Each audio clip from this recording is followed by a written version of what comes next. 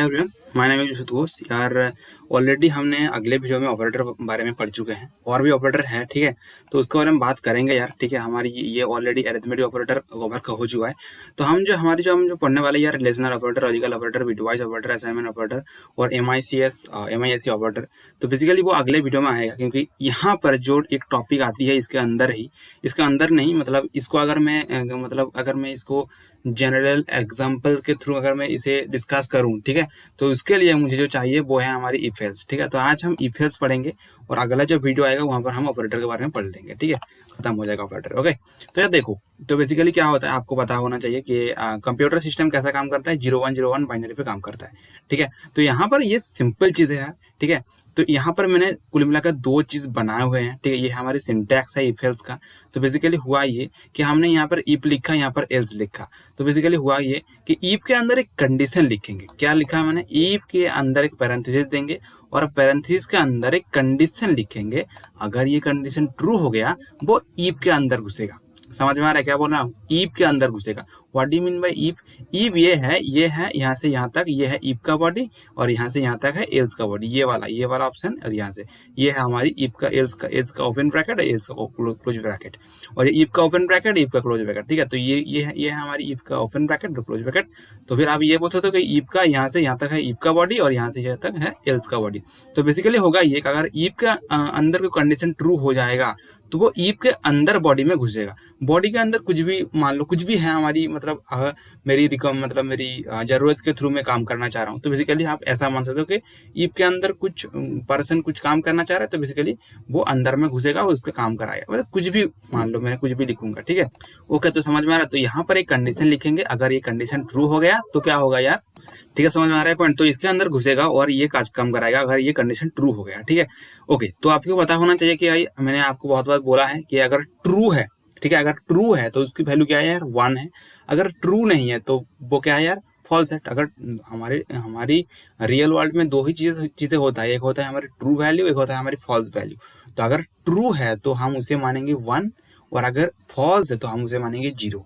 समझ में आ रहा है पॉइंट? आपने शायद बाइनरी, जब फिजिक्स में जब हमारी जो इलेक्ट्रॉनिक्स डिवाइस जो एक चैप्टर होती है, तो वहाँ पर हमने जो लॉजिक गेट जो होती था बेसिकली डिजिटल इलेक्ट्रॉनिक्स, और वहाँ पर आपने थोड़ा बहुत ये सीखा है, ठीक है। तो ये हमारी अगर ट्रू हो गई कंडीशन तो 1 होगा, अगर फॉल्स कंडीशन हो गई तो ये 0 में ही वैलिड होता है, ठीक है ना। तो अगर ये कंडीशन ट्रू हो गई तो मीन क्या हुआ? इफ के अंदर इस जगह में क्या आ गया? 1 आ गया। समझ में आ रहा है पॉइंट? तो इस जगह में 1 आ गया तो अंदर में घुस गया, ठीक है। ये हमारी इफ हो गई, ओके। और अगर ये कंडीशन फॉल्स हो गया, मतलब इस जगह में क्या आ चुका है? 0 आ चुका है, तो फिर क्या होगा? इफ के अंदर घुसेगा नहीं, वो डायरेक्टली आ जाएगा एल्स में। तो यार चलते हैं कोड ब्लॉक्स, वहां पर जाकर डेमो देख लेते हैं। बहुत ही चीज है। अगर ये कंडीशन ट्रू हो गई तो अंदर में घुसेगा, अगर कंडीशन ट्रू नहीं तो फॉल्स में आएगा, ठीक है ना। मतलब इसके बॉडी में घुसेगा, ठीक है।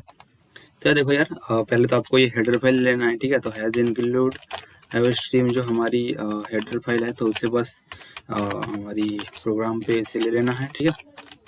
वो पता होना चाहिए ये, ठीक है। और INT मेन, ठीक है, ओके, INT मेन, ठीक है हमारी, ओके, NNMESPAC, ठीक है। तो यहाँ पर S होगा पहले, उसके बाद P होगा, ठीक है।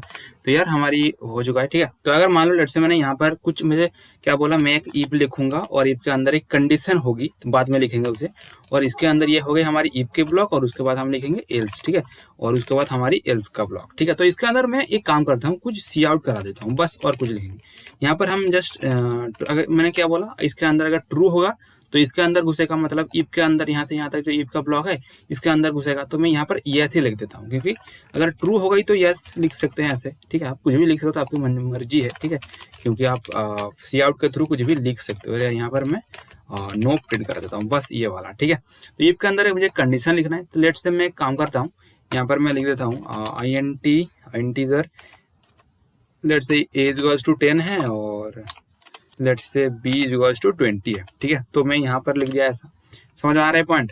तो यार डायरेक्टली यहाँ पर मैं क्या लिखूंगा, अगर a इक्वल्स टू b है, समझ में आ रहा है पॉइंट, अगर a b से इक्वल है तो फिर इसके जगह में कौन आएगा? अगर मैंने क्या बोला, अगर कंडीशन ट्रू हो गया ये, तो ये क्या होगा यार? ये 1 होगा। इसके जगह में कौन आने वाला है? 1 आने वाला है। तो बेसिकली फंडा ये होगा, अगर ये a इक्वल्स टू b हो जाएगा तो इसकी जगह में 1 आने वाला है। 1 मतलब ट्रू, मतलब इफ के अंदर घुस जाएगा, ठीक है ना। तो अगर इसको मैं चेक करूं, a इक्वल्स टू b है क्या? ये मतलब 10 कभी भी 20 से इक्वल है, मतलब 10 इज टू 20, जी नहीं, कभी भी ये कंडीशन ट्रू नहीं, मतलब वो इफ के अंदर घुसेगा नहीं, वो डायरेक्टली आ जाएगा कहाँ पे, एल्स पे आएगा। ओके चलो तो फिर मैं एक काम करता हूँ, उसे रन करता हूँ, ठीक है, बिल्ड और रन करता हूँ, और देखो यार क्या आंसर आ रहा है, हमारी नो आंसर आ रहा है। ओके तो लेट्स से यहाँ पर मैं 10 कर देता हूँ, मतलब बी की जो वैल्यू भी मैं 10 कर देता हूँ, ठीक है, और अगर अभी रन करता हूँ, अभी क्या आना चाहिए, हमारी यस आंसर आना चाहिए, मतलब फंडा ये हो रहा है कि ए इज गोइंग टू बी है, ठीक है ना, अभी ए इज गोइंग टू बी है ना, ये मतलब 10 इज गोइंग टू 10, भाई ये कंडीशन ट्रू है, अंदर मतलब इसकी जगह में 1 आने वाला है, और अंदर में घुस जाएगा और डायरेक्टली यस प्रिंट कर देगा, सिंपल चीज है यार। ओके ओके यार, ठीक है, तो ये हो गई हमारी इफ एल्स, ठीक है, तो बेसिकली ये बहुत ही इजी है, अगर कंडीशन ट्रू होगा अंदर में घुसेगा, ठीक है। ओके चलो तो फिर अभी बहुत सारा प्रॉब्लम हो सकता है आपके अंदर में, प्रॉब्लम ये होगा कि भाई आप तो यहाँ पर इफ लिखा और यहाँ पर आपने क्या लिखा, एल्स लिखा, लेट से इफ के अंदर क्या मैं इफ लिख सकता हूँ, क्या बोल रहा हूँ मैं, इफ के अंदर क्या मैं इफ लिख सकता हूँ, हाँ भाई तू इफ के अंदर इफ लिख सकता है, इफ के अंदर भी तू कुछ भी लिख सकते है, और भी कुछ मान लो कि ए इज टू 10 है, क्या ए इज टू 10 है, ठीक है, अगर 10 होगा तो इसे मैं कॉपी कर लेता हूँ, अगर ए इज टू 10 होगा तभी वो कराएगा तू, ठीक है, समझ में आ रहा है पॉइंट।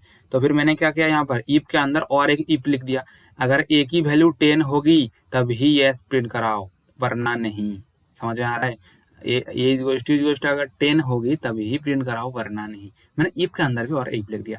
क्या भाई ये इफ और एक एल्स भी लिखना जरूरी है, आपने तो इफ तो लिख दिया, पर एल्स लिखना कोई जरूरी बात है नहीं, इफ भी आप नहीं लिख सकते हो, समझ में आ रहा है, अगर आपने इफ लिख दिया तो आप यहाँ पर एल्स भी नहीं लिखोगे तो कोई भी एरर नहीं आएगी प्रोग्राम पे, पर अगर आपने इफ लिखा, तो आप एल्स लिख सकते हो, पर आप इफ के बिना एल्स नहीं लिख सकते हो, समझ में आ रहा है पॉइंट, इफ के बिना आप क्या कर सकते हो यार, एल्स नहीं लिख सकते हो। ओके समझ में आ रहा है पॉइंट। ओके चलो ये हो गई हमारी काम।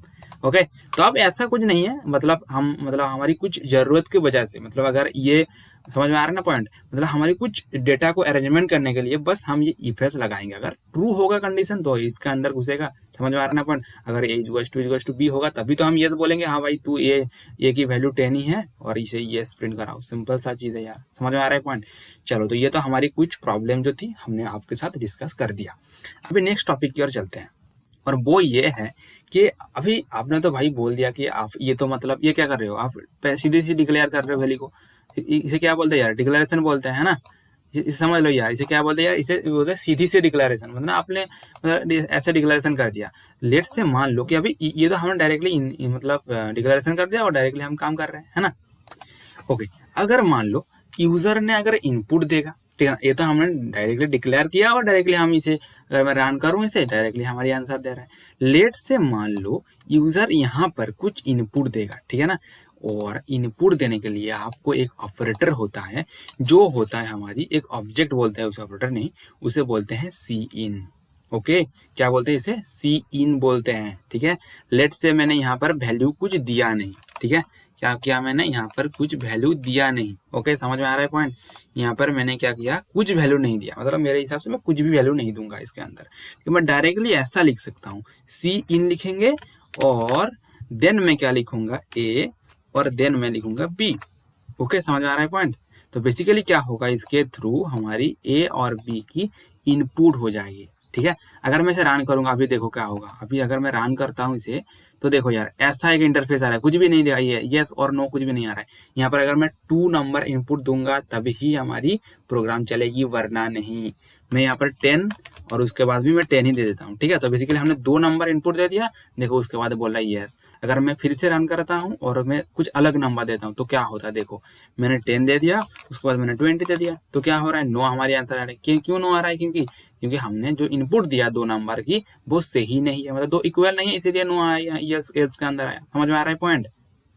लेट से यहाँ पर आपने भाई आपने मतलब डायरेक्टली बोल दिया ऐसा, तो एक स्टेटमेंट तो है ना, मतलब ऐसा होना चाहिए। मतलब अगर मैं बात करूँ यूजर इंटरफेस की, तो हमारे अगर मैं कुछ जैसे कि मान लो कुछ एक ऐप इंस्टॉल किया, तो ऐप इंस्टॉल में क्या बोलते हैं, एंटर योर मोबाइल नंबर, है, ठीक है ना। तो आपके मोबाइल नंबर पे कुछ ओटीपी वगैरह जाता है, उसके बाद फिर से डालते हो उस मतलब ऐप की जो काम होता है। तो इसके लिए क्या होता है कि यूजर इंटरफेस होता है, वहाँ पर बोला जाता है कि एंटर योर मोबाइल नंबर, ठीक है ना। तो बेसिकली हम ऐसा लिखेंगे, ठीक है ना, हम ऐसा लिखेंगे enter your mobile, sorry enter your number, जैसे कि ऐसा ही बोल सकते हो, मतलब आपको पता है, क्योंकि हम जब ही जो हमारी सी आउट के थ्रू कुछ भी अगर डालते हैं, मतलब कुछ भी बोलते हैं सी आउट के थ्रू, तो एज इट इज वो प्रिंट हो जाता है, ठीक है ना। तो अगर मैं इसे रन करूंगा तो देखो यार क्या होगा। तो बेसिकली हो रहा है एंटर योर नंबर, तो क्या होगा बेसिकली दो मतलब एंटर योर नंबर, बस ये बोल रहा है कि एंटर योर नंबर, मतलब ये वाला लाइन चल गया। और देखो कर्सर अभी नीच पे आ रहा है क्योंकि हमने ये एंड ऑफ लाइन लगा दिया, तो कर्सर क्या होगा, कर्सर नीच पे आएगा, ठीक है। लेट से मैंने यहाँ पर 10 और 20 डाल दिया, तो हमारी आंसर क्या आना चाहिए, नो आंसर आना चाहिए। तो सिंपल सा चीज है, ठीक है, हमारे देख सकते हो नो हमारी आ चुका है आंसर। ओके, तो फिर हमारी चीज जो हमने लिखा है यार सी इन, इसके थ्रू हम क्या कर सकते हैं यार, सी इन मतलब कंसोल इनपुट, क्या बोल रहा हूँ यार, कंसोल इनपुट, और सी आउट मतलब कंसोल आउटपुट। ओके, तो समझ में आ रहा है पॉइंट आई थिंक आपको, ठीक है। ओके, तो फिर आप सी इन के थ्रू इनपुट ले सकते हो और सी आउट के थ्रू क्या कर सकते हो यार, सी आउट के थ्रू हम क्या कर सकते हैं यार, हम डायरेक्टली कुछ प्रिंट करा सकते हैं। ओके ओके, समझ में आ रहा है पॉइंट। तो फिर सी आउट के थ्रू आप कुछ प्रिंट करा सकते हो, ये इसे आप ऐसे बोल सकते हो कि हमारी आउटपुट लेने के लिए, और सी इन के थ्रू हम क्या कर सकते हैं, इनपुट ले सकते हैं। समझ में आ रहा है पॉइंट।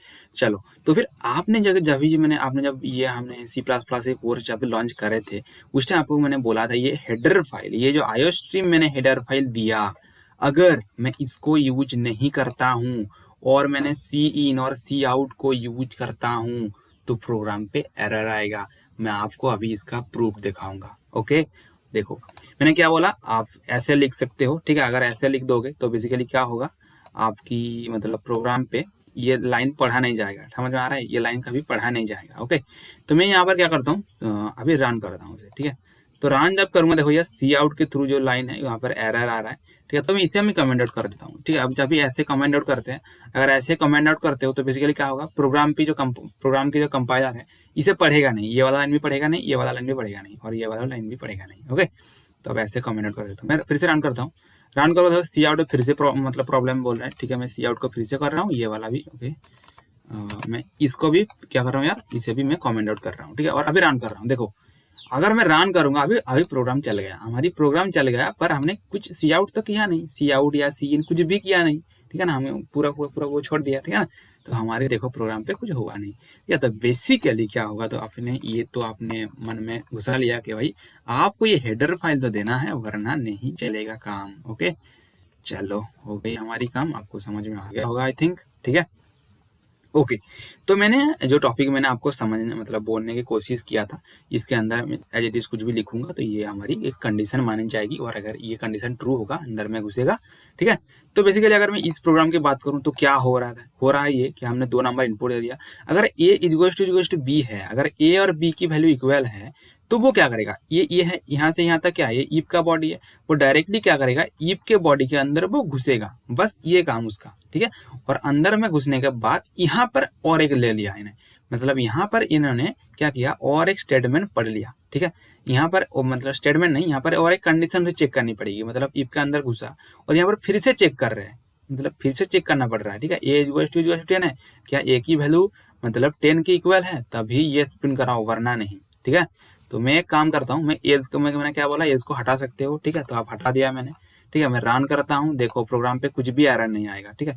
अभी एरर तो नहीं है, तो अभी इनपुट देना पड़ेगा। इनपुट मतलब जब एरर आएगा ना, वो पहले एरर आ जाएगा, उसके बाद आपकी कुछ काम मतलब ये जो ब्लैक वाला स्क्रीन ऐसा आएगा, ठीक है। तो एंटर योर नंबर, लेट से मैंने 10 दे दिया और 20 दे दिया। देखो अभी अगर मैं इसे रन करता हूँ तो बेसिकली क्या होगा, हमारी एज टू बी कभी 10 20 के साथ इक्वल है नहीं, ठीक है ना। वो क्या करेगा, मतलब इफ के अंदर घुसेगा ही नहीं, ठीक है ना।